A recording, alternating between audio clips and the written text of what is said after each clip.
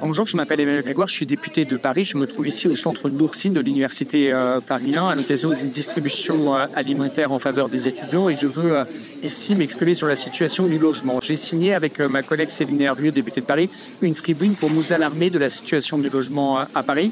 La ville de Paris a beaucoup fait pour le logement étudiant. Il faut augmenter cet effort et surtout il faut mobiliser le gouvernement sur cet enjeu absolument majeur. Aujourd'hui, beaucoup trop d'étudiants sont dans une situation extrême de précarité, soit contraints d'habiter très loin de leur lieu d'études, soit contraints de trouver, entre guillemets, des solutions palliatives pour être hébergés.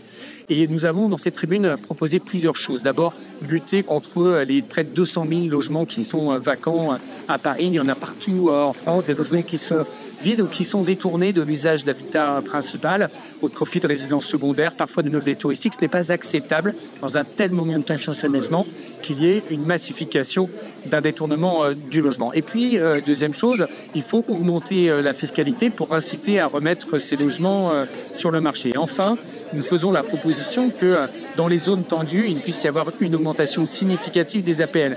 Alors on me dit systématiquement, oui, mais ça va entraîner une augmentation des loyers. La réalité, c'est que les loyers augmentent tellement qu'on a besoin d'aides augmentées pour les étudiants. Donc on a mis en place une pétition autour de ces enjeux. On vous invite à la soutenir, à nous donner de la force, parce que dans les jours et les semaines qui viennent, on va engager une discussion budgétaire très difficile avec le gouvernement. Il faut nous donner de la force pour, évidemment, nous battre à l'Assemblée nationale et obtenir plus de moyens pour les étudiants, pour faire en sorte que l'avenir de notre pays, il passe d'abord par un investissement massif dans l'enseignement supérieur et dans la qualité et d'enseignement et de vie de nos étudiants. Donc donnez-nous de la force, signez la pétition.